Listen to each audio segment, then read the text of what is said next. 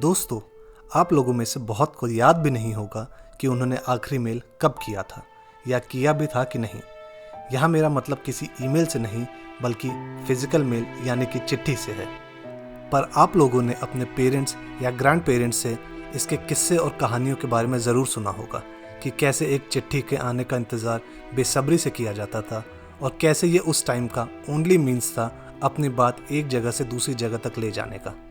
पर धीरे धीरे ये मेल्स बंद हो गए और साथ ही इनको डिलीवर करने वाले पोस्ट ऑफिस पे डिपेंडेंसी भी बहुत कम हो गई, जिसका मेजर रीज़न बताया जाता है इनकी स्लो स्पीड या लेट डिलीवरी को और इनकी रिलायबिलिटी यानी अपने सही एड्रेस पे इन चिट्ठियों को पहुंचाने को।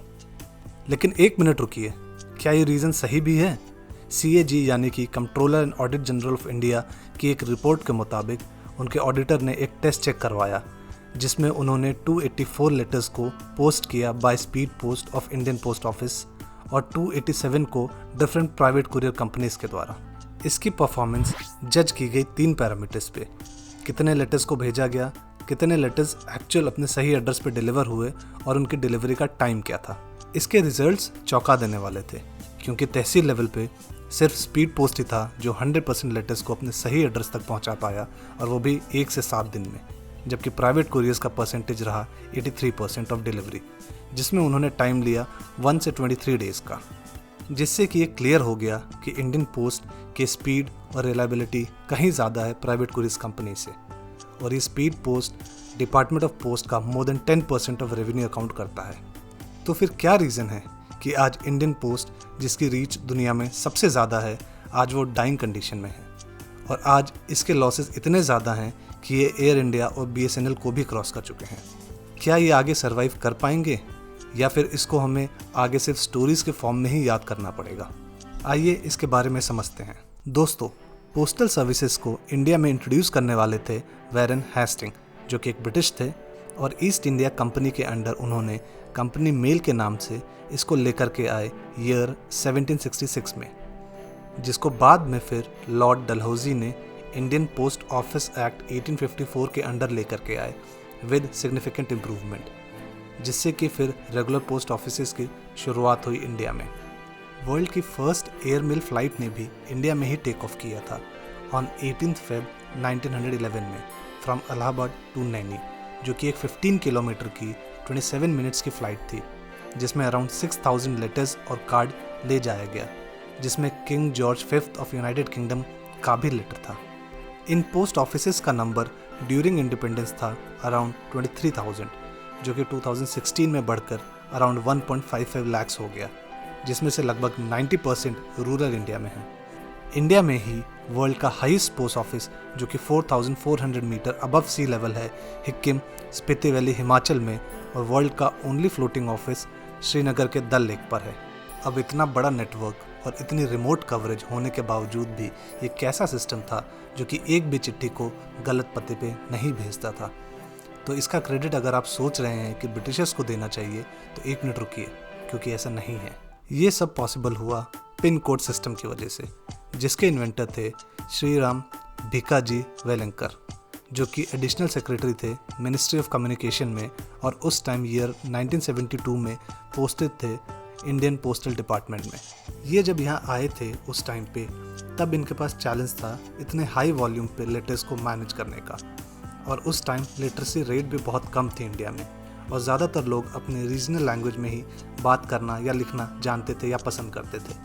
तो इतने सारे भाषाओं में लिखी चिट्ठी जिस पे एड्रेस लिखने का कोई यूनिफॉर्म सिस्टम नहीं था आज की तरह, इनको मैनुअल सॉर्ट करना और टाइमली सही एड्रेस पे पहुंचाना एक चैलेंज था, जिसको वेलंकर जी ने एक्सेप्ट किया और कई सालों में अपने एनालिटिकल माइंड लगाकर डेवलप किया एड्रेस लिखने का सही तरीका पोस्टल इंडेक्स नंबर से, जिसको हम शॉर्ट में पिन कोड कहते हैं, 15 अगस्त 1972 में, जो कि एक 6 डिजिट का कोड होता है, जिसमें फर्स्ट डिजिट इंडिकेट करता है जोन को, सेकंड सब जोन को, first, second and third combined indicate करता है डिस्ट्रिक्ट को, और फाइनल 3 करता है specific post office with in that district. India में 9 जोन हैं, जिसमें से 8 जोन रीजनल हैं, बट 9th जोन स्पेसिफिक है इंडियन आर्मी के लिए। दोस्तों, आपको ये तो पता चल ही गया है कि इंडियन पोस्ट एक लॉस मेकिंग एंटिटी है, पर ये लॉसेस हैं कितने? इन ईयर 2010 में ये लॉसेस थे अराउंड 6,000 करोड़ के, जो कि बढ़कर 2019 में अराउंड 15,000 करोड़ के हो जाते हैं। और इसी साल ये इंडिया की सबसे बड़ी लॉस मेकिंग गवर्नमेंट एंटिटी बन जाती है, BSNL और एयर इंडिया को पीछे छोड़ते हुए। और अगर लेटेस्ट डेटा की बात करें तो ईयर 2022-23 में ये लॉसेस हैं अराउंड 20,000 करोड़ के।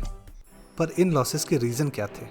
As per many experts and senior government officers इसके कई सारे रीजंस हैं। फर्स्ट, टेलीकॉम बूम और इंटरनेट आने के बाद लोगों को मेल्स या कम्युनिकेट करने के लिए किसी पोस्ट ऑफिस पर डिपेंडेंट नहीं रहना पड़ा और ये सर्विसेज काफ़ी इम्पैक्ट हुई।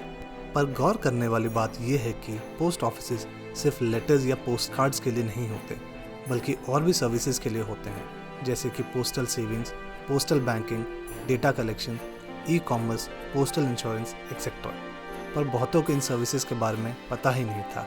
और अगर आप ये सोच रहे हैं कि ये सब सर्विसेज न्यूली इंट्रोड्यूस हुए हैं तो 1 मिनट रुकिए और पोस्टल इंश्योरेंस की लॉन्च डेट को सुनिए। ये थी 1 February 1884 की। तो इसका सीधा सा मतलब था lack of awareness, advertisements and marketing, जो कि आजकल के प्राइवेट प्लेयर्स बहुत अच्छे से कर लेते हैं। इसकी लैक होने की वजह से बाकी सर्विसेज बूस्ट नहीं हो पाई और इनके रेवेन्यू सिग्निफिकेंटली इम्पैक्ट हुआ। Second, service before profit. इसका मतलब है कि जितना रूरल और remote penetration in post offices का है उतना किसी भी प्राइवेट कुरियर कंपनी का नहीं, क्योंकि Indian post last mile connectivity with very affordable rates के लिए जानी जाती है। इसलिए जहां वॉल्यूम नहीं होता और प्रॉफिट्स नहीं होते वहां भी इनकी सर्विस मिलती है, जबकि प्राइवेट कुरियर कंपनीज ऐसा चाह कर भी नहीं कर सकती, क्योंकि उनको सर्वाइव भी करना है और जिसके लिए प्रॉफिट्स और कैश फ्लो चाहिए होता है। और इसलिए जहां हाई वॉल्यूम है ये वहीं सर्विस देती है, जैसे कि शहरों में या मेट्रो सिटीज़ में।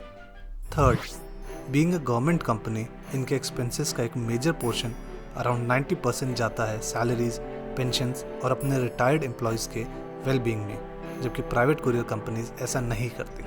Fourth, digitalisation.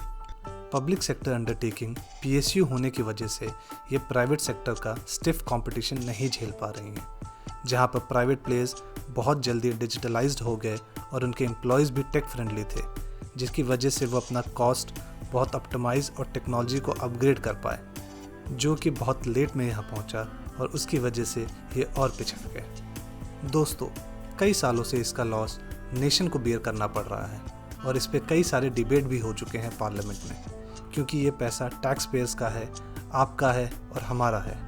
तो आप भी यही सोच रहे होंगे कि इसको बंद क्यों नहीं कर देते। पर क्या इसके बंद होने के बाद इंडिया एक्चुअल में कनेक्टेड रहेगा और हम किसी भी कुरियर को देश के किसी भी कोने में भेज सकते हैं अफोर्डेबल रेट्स पे? तो इसका जवाब है नहीं। तो फिर इसका सल्यूशन क्या है और कैसे ये इंडियन पोस्ट सर्वाइव कर सकते हैं? तो दोस्तों, इसका कोई सीधा सा जवाब नहीं है और बहुत सारे एक्सपर्ट्स और वेटरन्स का भी इसमें अलग अलग राय है, जिसमें से मेजॉरिटी इन तरीकों को मानते हैं। First, collaboration. प्राइवेट प्लेयर्स के साथ कोलैबोरेट करके अपने प्रेजेंस, विजिबिलिटी और सर्विसेज के बारे में और अवेयर करना और खुद को रीब्रांड करना एक ऑप्शन हो सकता है। और इसलिए हम देख रहे हैं कि इंडियन पोस्ट कई प्राइवेट प्लेयर्स जैसे कि Tata AIG, Bajaj airlines etcetera के साथ कोलैबोरेट भी कर रहे हैं। सेकंड, दूसरी सर्विसेज पे फोकस शिफ्ट करके, जैसे कि insurance, banking, data centres etcetera, जिससे कि एक प्रॉफिट मेकिंग यूनिट बन सके और मार्केट में कंपटीशन को फेस कर सके। Third, improved services through digitalisation. Since most of the government schemes post office से ही ड्राइव होते हैं, जैसे EDBT यानी electronic direct benefit transfer, SSY Sukanya Samriddhi Yojana etcetera. तो इसलिए इनको चाहिए कि वो अपना मोबाइल ऐप बनाएं जो कि बहुत ही यूज़र फ्रेंडली हो, जिससे कि इसकी सारी सर्विसेज और एलिड सर्विसेज को आसानी से लिया जा सके। दोस्तों, ऐसे ही बहुत सारे मेजर्स हैं जो कि लिए जा सकते हैं और शायद अब होना भी शुरू हो गए हैं, और इसलिए आपने देखा भी होगा कि इसके बहुत सारे सुधार हुए हैं, जैसे कि ट्रैकिंग सिस्टम, मोबाइल में अपडेट मिल जाता है पार्सल डिलीवरी का एक्सेट्रा। दोस्तों, अब ये देखना बहुत ही इंटरेस्टिंग होगा कि आगे ये किस तरीके से प्राइवेट कुरियर कंपनीज के साथ compete करता है, उनको बीट करता है और आगे निकलता है, क्योंकि आज भी इनसे फास्ट और रिलायबल कोई नहीं, जैसा कि हम CAG की ऑडिट रिपोर्ट में भी देख चुके हैं। Thank you friends for watching मी। मुझे मोटिवेट और आगे बढ़ाने के लिए मेरे वीडियोस पे लाइक, कमेंट और शेयर करना ना भूलें।